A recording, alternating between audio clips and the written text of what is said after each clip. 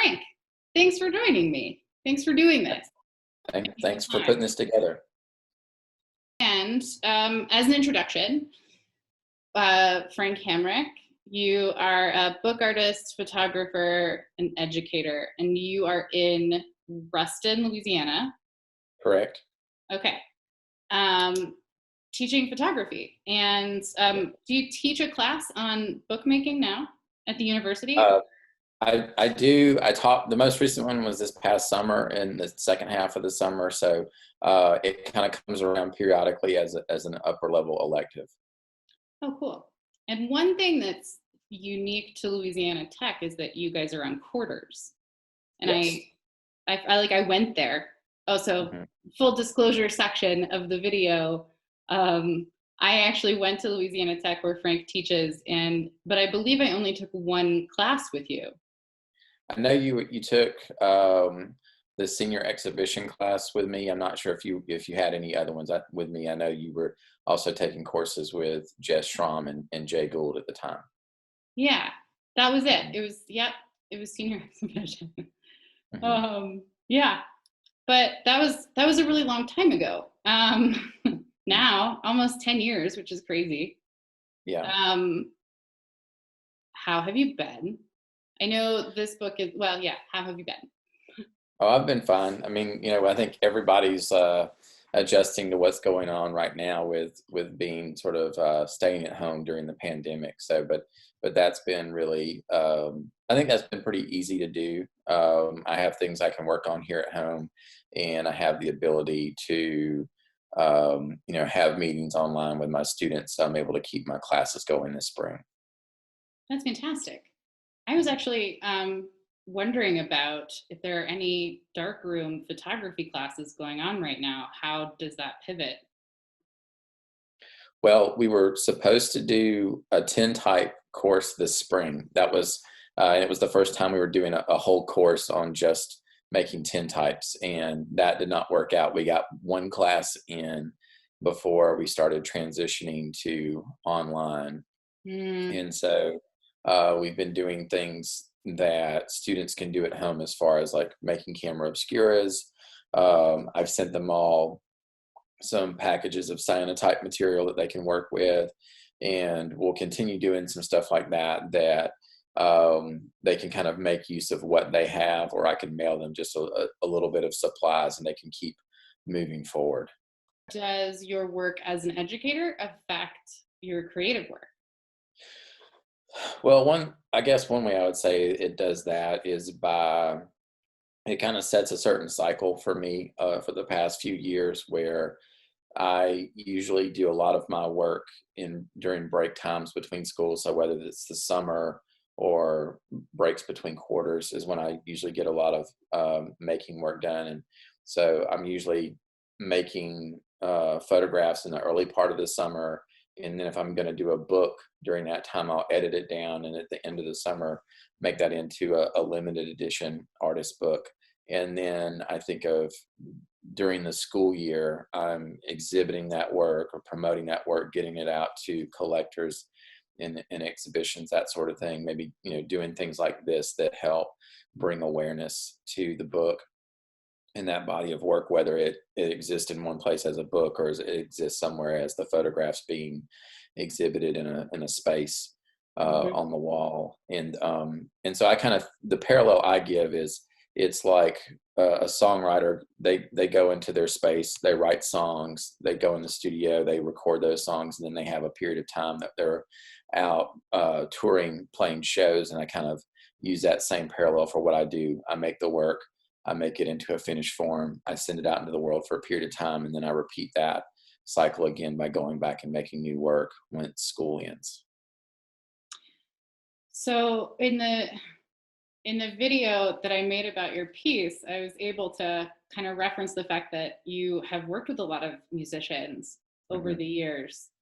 How often are you kind of in that place where you're working and talking to musicians? Because it seems like a pretty easy, you're like, oh, I know how this works. I can apply this to my own work. Do you work with musicians fairly regularly, or? It kind of comes up at random times. So I think the most recent one was a local musician was putting out an album, and I had made some images at a concert where a lot of different people, there were a lot of guests, Mhm. and this guy was a guest at that show, and I happened to have a few photographs of him during the concert, whether he was on stage or standing off to the side of the stage waiting to go on. And they said, hey, can we buy the reproduction rights to use that. And so it kind of comes up at random spots now, whereas like uh, in the video you did about me, you referenced that I've been working with musicians since undergrad, which is true, but I even like before then in high school a little bit. In that case, I was during undergrad, I was the photographer or a photographer for Flagpole Magazine in Athens, Georgia. And so I was going almost every night of the week, going out and seeing a concert that I was photographing, that those images would then be used in the magazine to accompany a review, whether it was a review that I wrote or someone else wrote. And so, and during my undergrad days, I might be interacting with musicians on a daily or at least weekly basis, and those photographs would be being published in almost a weekly basis.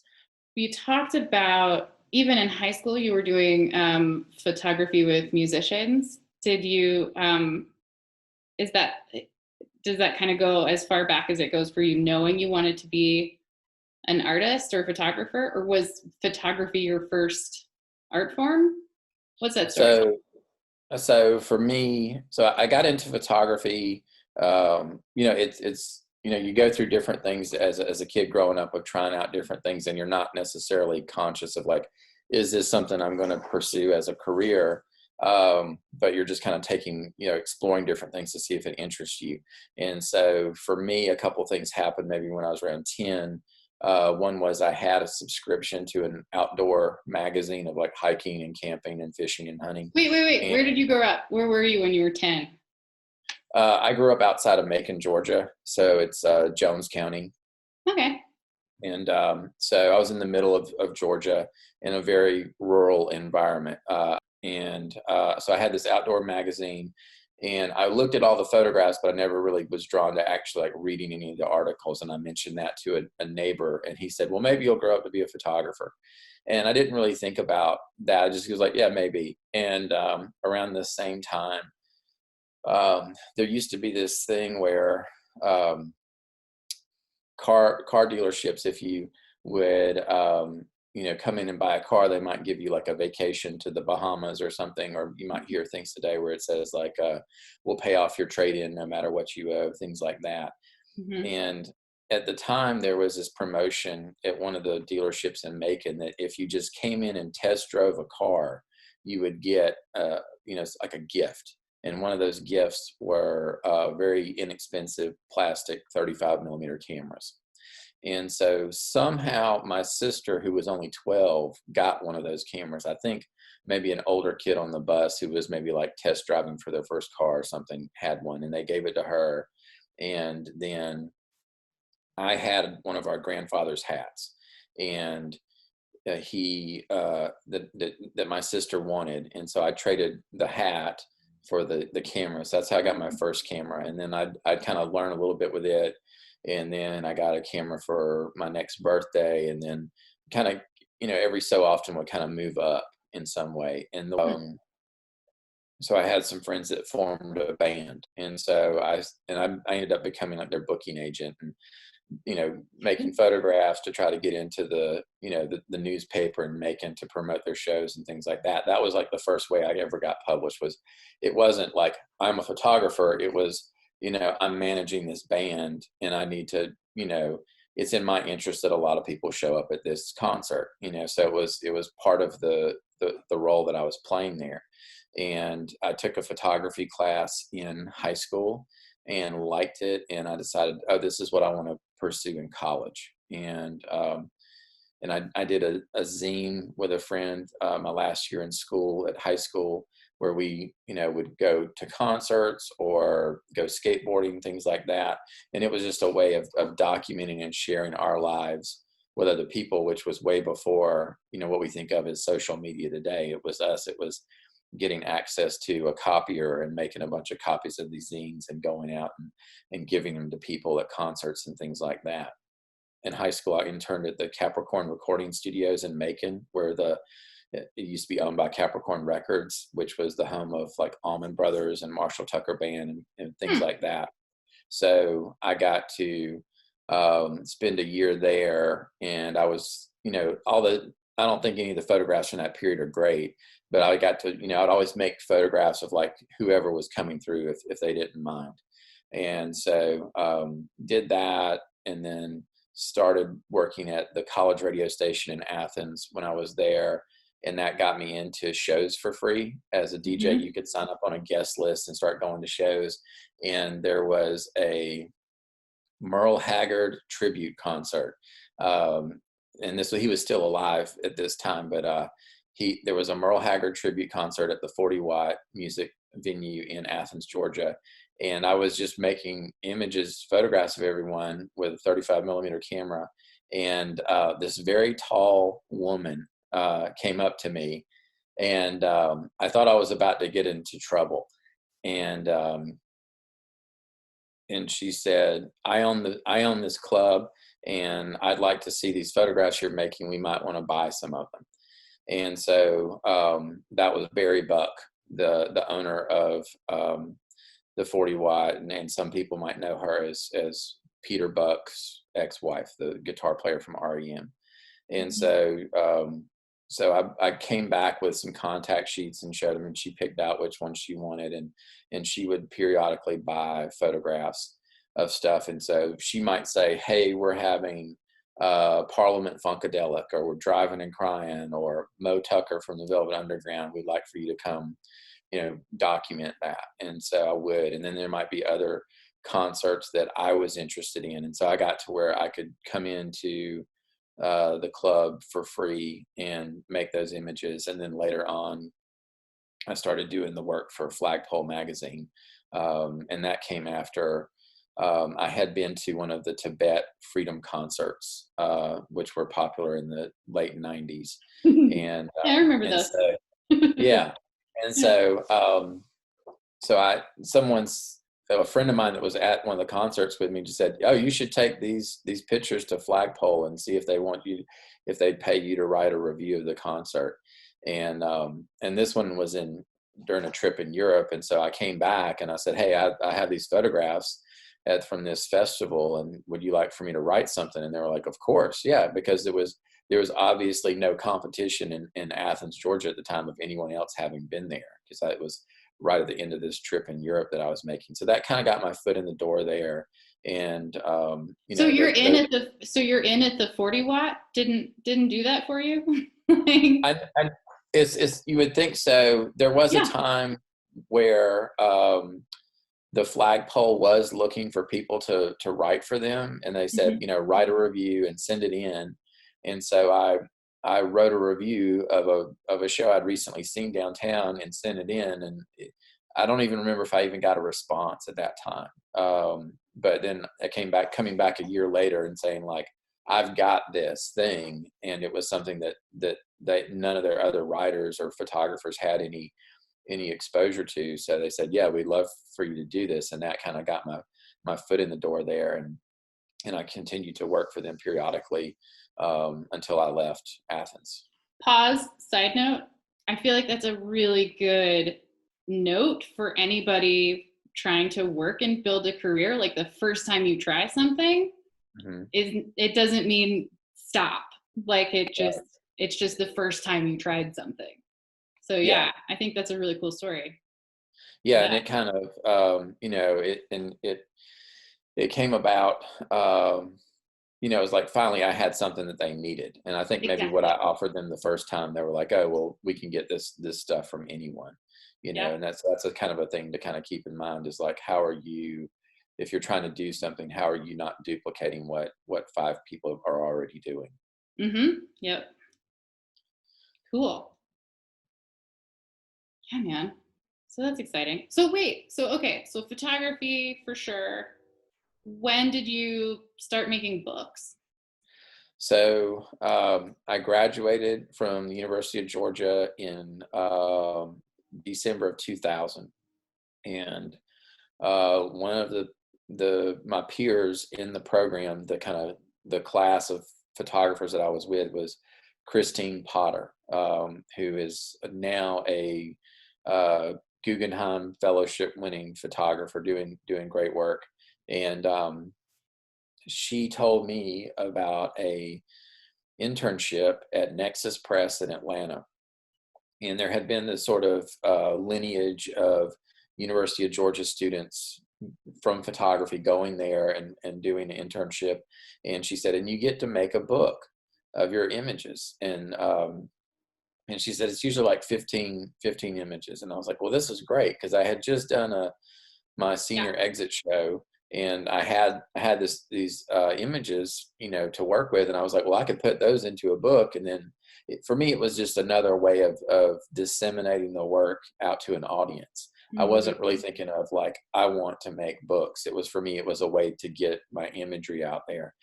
I was actually working for the University of Georgia Library at the time as the photographer in special collections. So he's like, okay, well, you work in an environment surrounded by books, so you already have some background beyond the average person. So they took me on, and he tried, to get me to understand, to think of the book as the piece of art and not just the container.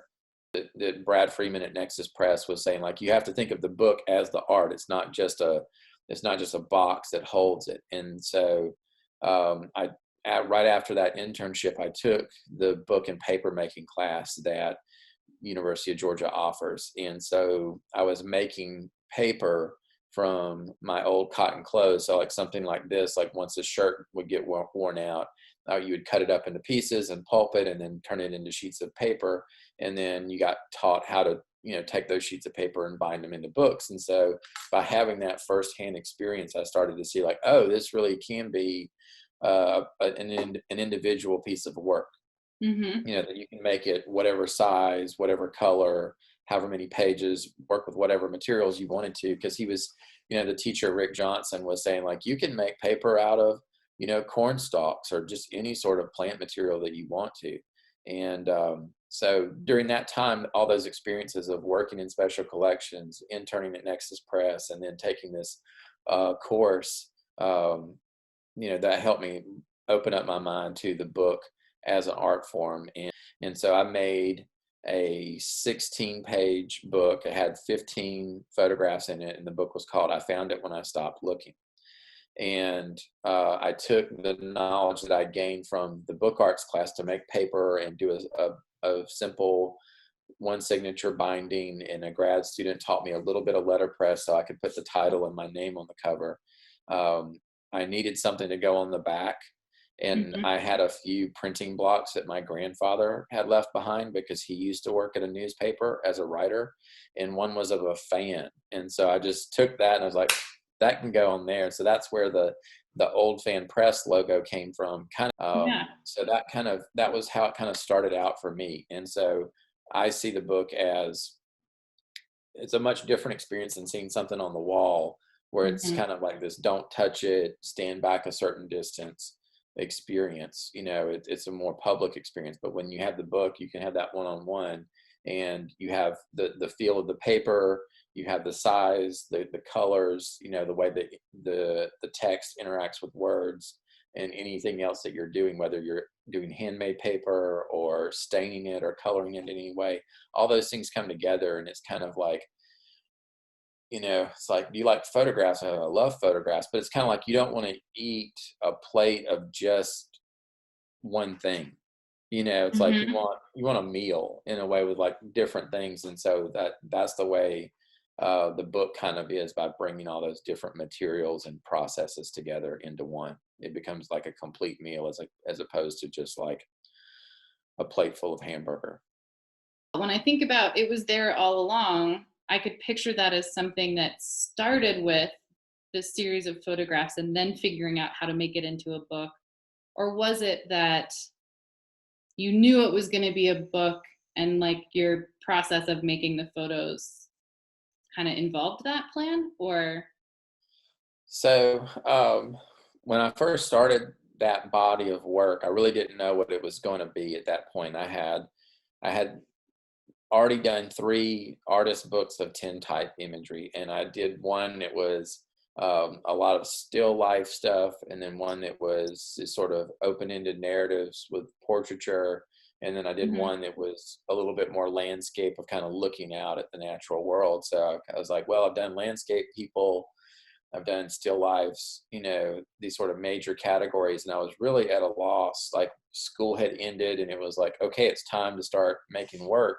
But I really didn't know what to make work about. But the one thing that I was drawn to image wise was photographing small creeks and streams and things like that. And I was talking with another artist, and I just said, I don't know what I'm making work about. The only thing I know is I want to photograph these little bodies of water. And they just said, well, you should just go with that until you know what you want to do. It said, don't overthink it to the point that you're not creating work, that you're like, I need to know what it's all about before I do it. It's like, just go make work about whatever you want to do and then figure it out later. And so I started doing that, and then started realizing that being in Louisiana, there's places that flood, there's the eroding coastline, there's some places that don't have clean drinking water.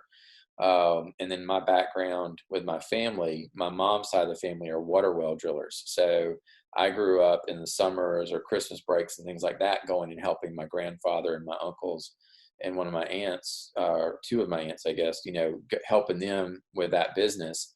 And going, okay, well, I've always had this connection with water beyond just the average person, of kind of understanding that, like I think one of the things I've said before in the book and in interviews is that there's a lot to the cycle of water, other than it coming out of your faucet and then going down your drain, of like what happens before and after that. And so, and then also the fact that I lived in New Mexico for graduate school, and being in a place that didn't have a lot of water. And, the Rio Grande is the biggest river in New Mexico, and there are times when it's dried up.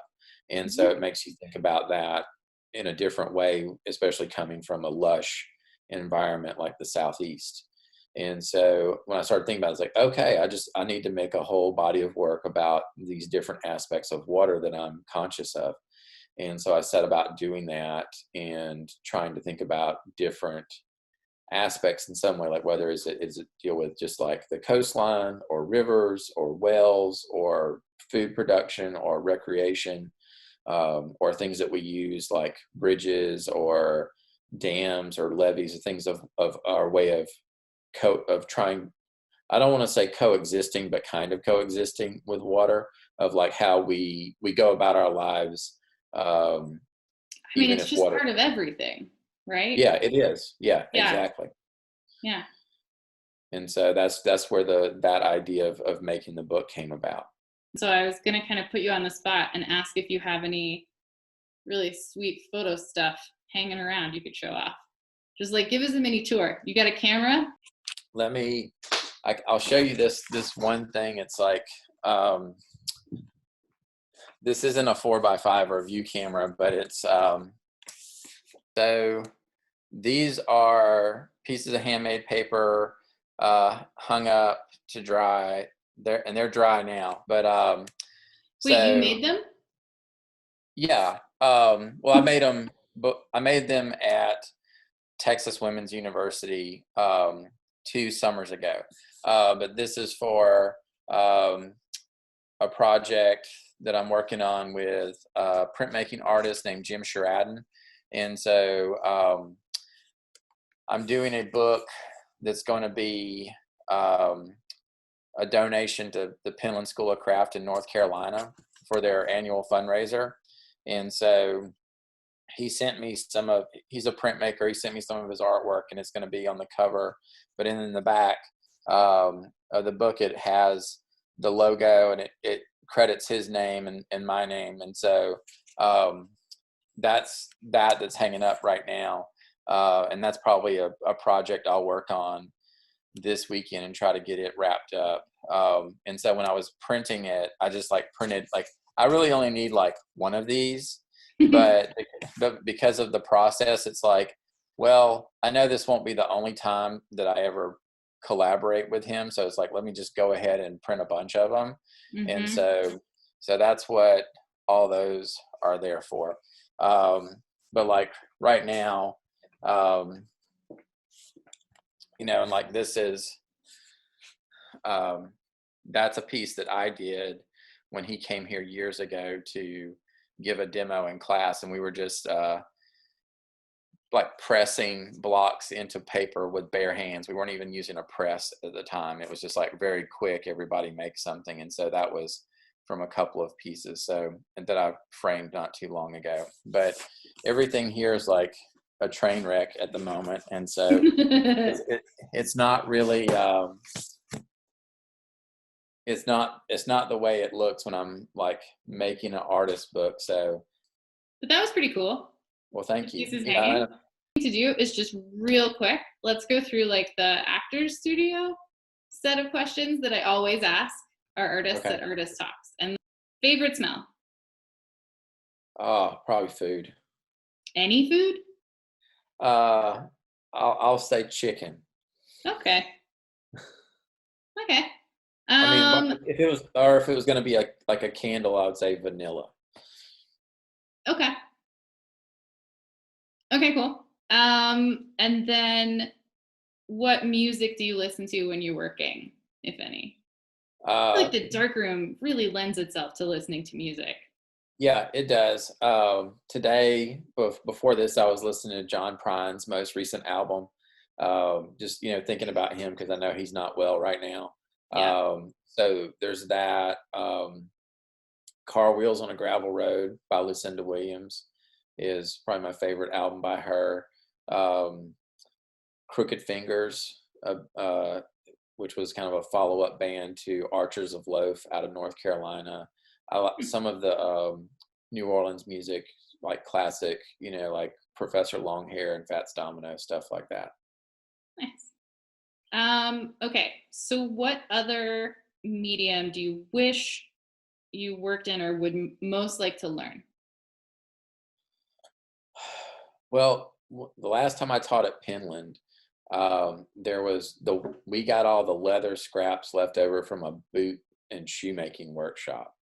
And we got some pretty colorful leather from that. But that kind of struck me as like, I have no idea how to make a pair of boots or a pair of shoes. But I remember my students in the workshop saying like, if you could take a workshop here, what would you do?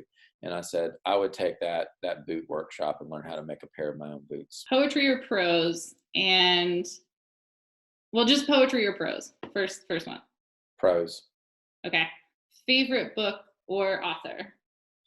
I would say, off the top of my head, I would say Cannery Row by John Steinbeck. A second one would also be the follow-up to that called Sweet Thursday, which actually has a passage in it that talks about a woman waking up in a camera obscura. Oh, lovely. Mm-hmm. Cool. Okay. I feel like that does it, man. I feel pretty good about this. I really appreciate your time and like the amount of detail I got on all of those stories. Kind of awesome. You can just like condense it down and just have a bunch of things go by, like band, studio, magazine, blah, blah, blah, And thanks for the 1 minute video that you put out. That was really great. And this is I know it's like y'all are being disrupted with your exhibition space the same way that the university's being disrupted with having class. And I know it's a lot of work because you're having to figure out how to do something. And right now y'all are, you're doing these, and it's a way of, as the curator, you're getting the work out to an audience. And so I really appreciate that. Oh man, thank you. Mm-hmm. I mean, you were my teacher, so good job, Frank. Yeah. All right, man. Have a good one. Enjoy your summer and the cyanotypes. All right. Thanks. I'll talk with you Bye. later. Bye.